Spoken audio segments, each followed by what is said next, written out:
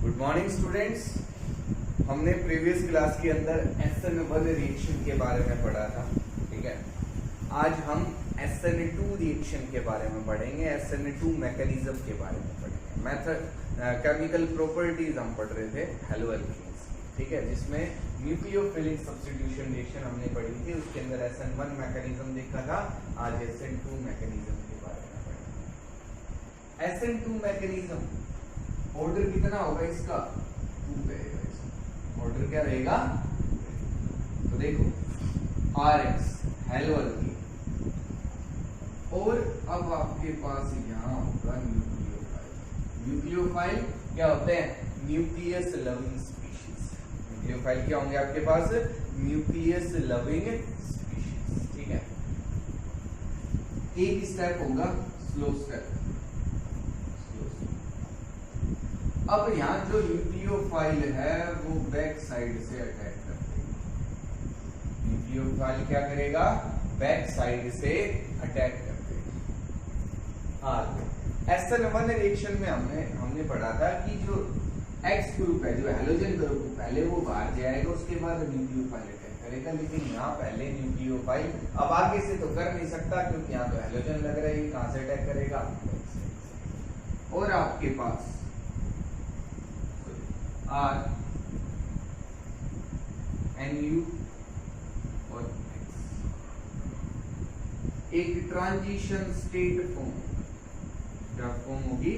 Transition state, ठीक है। Back side से अटैक होगा, फ्रंट साइड से नहीं होगा। और ये एक इसका हम कहते हैं कंसर्टेड मैकेनिज्म। कैसा मैकेनिज्म है? Concerted mechanism. It means that is bond breaking and bond formation takes place simultaneously.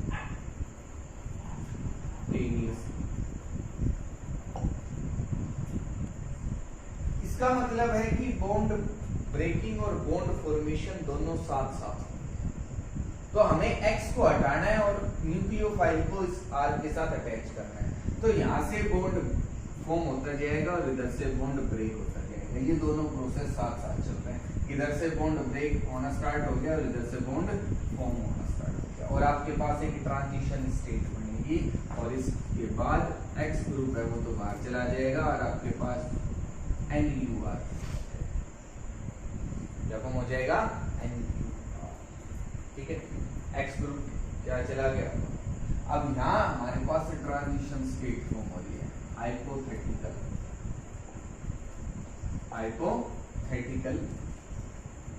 State means imaginary state. ये एक्चुअल में एग्जिस्ट नहीं करती है, इमेजिनरी होती है। ये हम मान रहे कि ऐसा कुछ हो रहा है।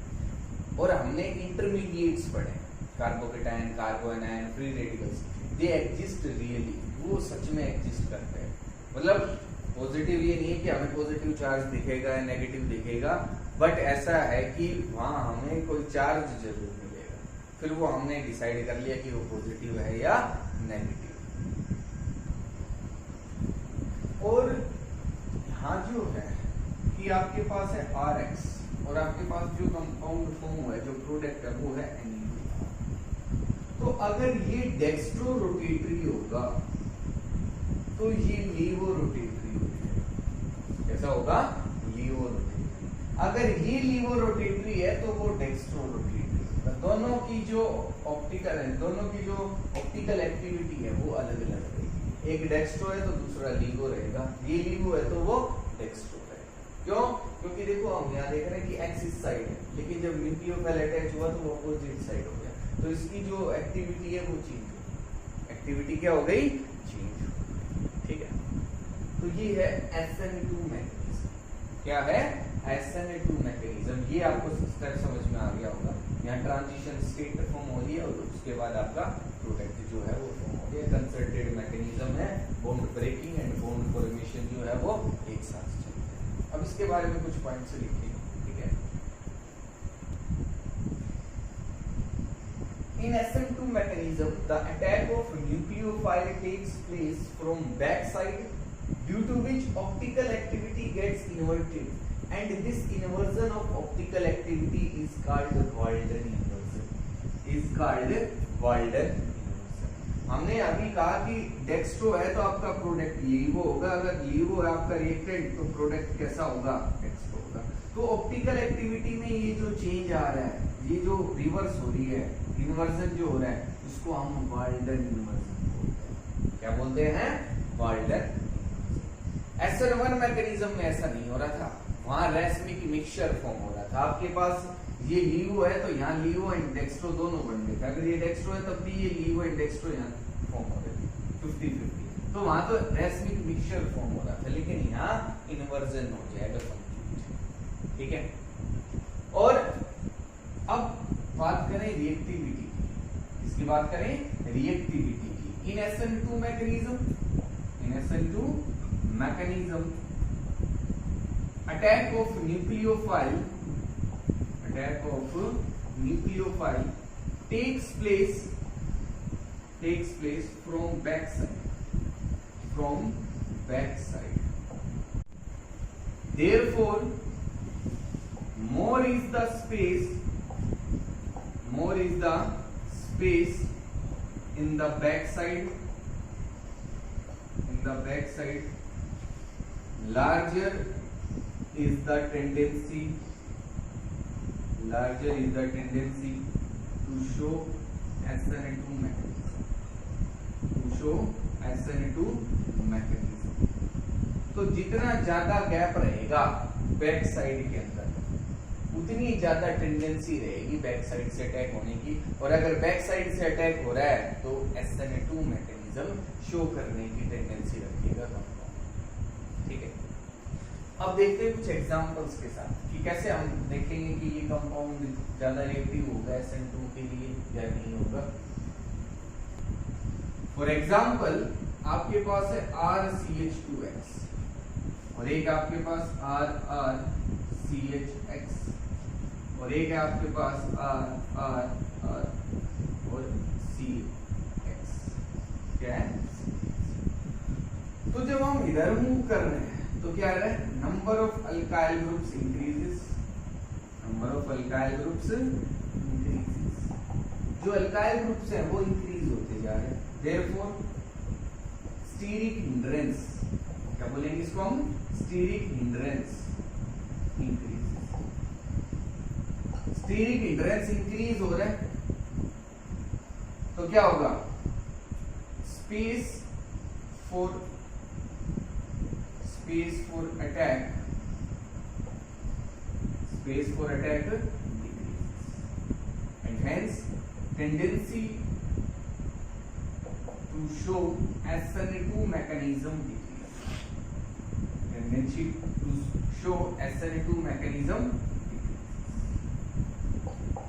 तो सबसे ज्यादा टेंडेंसी होगी RCH2X की, फिर RRCHX और RRRCX। ये हमारे पास प्राइमरी अल्काइल हैलाइड है, ये है सेकेंडरी और ये है टर्शियरी अल्काइल हैलाइड। कार्बोकेटाइन नहीं है, अल्काइल हैलाइड है। अब ये X है हमारे पास, जब X हटा देंगे तो कार्बोकेटाइन बन जाएगा, ये प्राइमरी, ये सेकेंडरी और ये टर्शियरी। तो हम क्या देख रहे हैं कि number of alkyl groups increase होते जा रहे हैं। यहाँ एक है, यहाँ दो है, यहाँ कितने हो गए? 3। अब अटैक कहाँ होगा SN2 मैकेनिज्म में? वो तो बैक साइड से ही होगा, यहाँ भी बैक साइड से, इधर भी बैक साइड से। तो अटैक आसानी से हो कहां सकता है? फर्स्ट के अंदर ही हो सकता है, क्योंकि यहाँ केवल एक अल्काइल ग्रुप है। यहाँ 2 हो गए तो स्पेस ज्यादा कवर कर लिया इन्होंने, इसको ज्यादा प्रोटेक्ट कर रहे हैं, बैक साइड से अटैक आसानी से नहीं होगा। और यहाँ तो 3 ग्रुप लग गए। तो सबसे ज्यादा SN2 मैकेनिज्म जो है, ये सबसे फास्ट जो रिएक्शन करेगा वो होगा RCH2X, प्राइमरी अल्काइल हैलाइड। कौन सा करेगा? Primary alkyl halide. ठीक है। तो ये आपको समझ में आ गया SN1 रिएक्शन क्या है और SN2। SN1 रिएक्शन में टर्शियरी सबसे ज्यादा रिएक्टिव था। SN2 के अंदर कौन सा होगा? प्राइमरी सबसे ज्यादा। कौन सा होगा? प्राइमरी सबसे ज्यादा रिएक्टिव होगा। तो हम ये ऑर्डर लिख सकते हैं, प्राइमरी, सेकेंडरी और tertiary. SN2 mechanism tendency to show SN2 mechanism इधर क्या हो रही है, SN2 मैकेनिज्म शो करने की टेंडेंसी कम होती है। ये तो हमारे पास ये होता है और SN1 में इसका अपोजिट होगा। ठीक है, तो आपसे क्वेश्चन पूछेगा, बताओ ये SN2 रिएक्शन जल्दी शो करेगा, SN1 करेगा, तो आपको ये देखना है प्राइमरी है सेकेंडरी है। ठीक है, उसके अकॉर्डिंग हम ये एग्जांपल करेंगे तो हमें समझ में आ जाएगा। तो कुछ एग्जांपल्स देखते हैं, फिर उसके बाद हम देखेंगे दोनों में डिफरेंस। तो स्टार्ट करते हैं एग्जांपल्स। हमारे पास दो एग्जांपल है, फर्स्ट एंड सेकंड। कह रहे हैं SN1 रिएक्शन बताओ कौन फास्ट शो करेगा दोनों में, और यहाँ भी SN1 रिएक्शन। ठीक है, SN2 भी पूछ सकता है आपसे, SN1 भी पूछ सकता है, किसी के लिए भी ऑर्डर आपसे पूछ सकता है कि दोनों में से ज्यादा रिएक्टिव कौन सा होगा। जो SN1 होगा उसके अपोजिट कौन सा हो जाएगा, SN2। ठीक है, तो SN1 की अगर हम बात करें, हम देखेंगे अब कार्बोकैटायन की स्टेबिलिटी। इसकी स्टेबिलिटी देखेंगे कार्बोकैटायन की, कि कार्बोकैटायन कहाँ ज्यादा स्टेबल है। तो देखो ये हमारे पास Cl ग्रुप लगा हुआ है, इधर भी Cl ग्रुप है। अगर इस Cl ग्रुप को मैं हटा दूं तो कार्बन पे पॉजिटिव चार्ज आएगा इधर, और यहाँ से अगर मैं Cl हटा दूं तो कार्बन पे पॉजिटिव चार्ज आएगा इधर, इस कार्बन पे। यहाँ एक कार्बन है और इधर भी कार्बन है। ठीक है, तो ये तो मेरे पास होगा प्राइमरी कार्बोकैटायन, और ये मेरे पास कार्बोकैटायन हो गया टर्शियरी। ये एक अल्काइल ग्रुप है और ये इधर भी एक कार्बन है और इधर भी एक कार्बन है। इसका मतलब कि मैंने एक लाइन इस तरीके से दिखा दी तो हर एंड पे एक कार्बन है, यहाँ भी कार्बन है, इधर भी कार्बन, इधर भी। तो इस पे तो 3 कार्बन लग रहे हैं, टर्शियरी अल्काइल हैलाइड हो जाएगा ये टर्शियरी कार्बोकैटायन। तो दोनों में से ज्यादा स्टेबल कौन सा होता है, टर्शियरी। तो जो ज्यादा स्टेबल होगा SN1 रिएक्शन में वही ऑर्डर आएगा, कि अगर टर्शियरी ज्यादा स्टेबल है तो टर्शियरी ज्यादा रिएक्टिव होगा SN1 रिएक्शन के लिए, इसके लिए SN1 रिएक्शन के लिए। और यहाँ SN2 के लिए कौन सा हो जाएगा, ये किसके लिए रहेगा। समझ में आ गया, क्या करना है हमें, कार्बोकैटायन देखना है। Cl हटा दो, रफ में कर लेना चाहिए कि आपको कोई भी हैलोजन दे रखा है उनको हटा के, और आपको देखना है कि कार्बोकैटायन कौन सा है। अगर जितना ज्यादा स्टेबल कार्बोकैटायन होगा वो उतनी ज्यादा टेंडेंसी रखेगा SN1 रिएक्शन शो करने की, ये आपको याद रखना। ठीक है, और जितना कम स्टेबल होगा कार्बोकैटायन उतनी ज्यादा टेंडेंसी रखेगा SN2 रिएक्शन शो करने की। तो प्राइमरी है टर्शियरी, ज्यादा स्टेबल कौन सा होता है, टर्शियरी। तो ये SN1 रिएक्शन शो करेगा, ये SN2 करेगा। अगर आप इसमें देखें, हम सेकंड एग्जांपल है, क्या किया हमने, Cl हटा दिया तो यहाँ पॉजिटिव चार्ज, Cl हटा दिया तो यहाँ पॉजिटिव। अब ये देखना दोनों कार्बोकैटायंस में से ज्यादा स्टेबल कौन सा कार्बोकैटायन है, it is more stable due to resonance, more stable due to resonance, due to resonance. Resonance हो रहा है इसके अंदर, तो ये क्या हो गया, ज्यादा स्टेबल हो गया। ये इलेक्ट्रॉन यहाँ जा सकते हैं तो पॉजिटिव चार्ज यहाँ आ गया, फिर से इधर आएंगे तो पॉजिटिव चार्ज फिर यहाँ आ जाएगा। लेकिन यहाँ ऐसा नहीं होगा, यहाँ कोई भी रेजोनेंस नहीं होगा, नो रेजोनेंस, नो रेजोनेंस। और जब कोई रेजोनेंस नहीं होगा तो ये ज्यादा स्टेबल है, तो ये ज्यादा रिएक्टिव होगा, ये SN1 रिएक्शन शो करने की ज्यादा टेंडेंसी रखेगा, और ये SN2 रिएक्शन शो करने की ज्यादा टेंडेंसी। ठीक है, तो इस तरीके से आपसे क्वेश्चन पूछेगा, बड़े ही अच्छे ध्यान से आपको क्वेश्चन देखना है। क्या आपको फिगर दे रखी है, कार्बोकैटायन देखना है कि कौन सा कार्बोकैटायन ज्यादा स्टेबल है, उसके अकॉर्डिंग फिर आपको अपना आंसर करना है। ठीक है, ये तो हमारे पास कुछ एग्जांपल्स हो गए, आपको जो असाइनमेंट मिलेगा उसमें सारे क्वेश्चन होंगे। ठीक है, तो अब हम डिफरेंस की बात करते हैं कि SN1 और SN2 रिएक्शंस में क्या क्या डिफरेंस होते हैं। अगर हम डिफरेंस की बात करें तो SN1 रिएक्शन में ऑर्डर कितना रहेगा, ऑर्डर ऑफ रिएक्शन 1 रहेगा, और यहाँ ऑर्डर ऑफ रिएक्शन कितना रहेगा, 2 रहेगा। कितना रहेगा, यहाँ जो है ये फर्स्ट पॉइंट था, इसका फर्स्ट पॉइंट।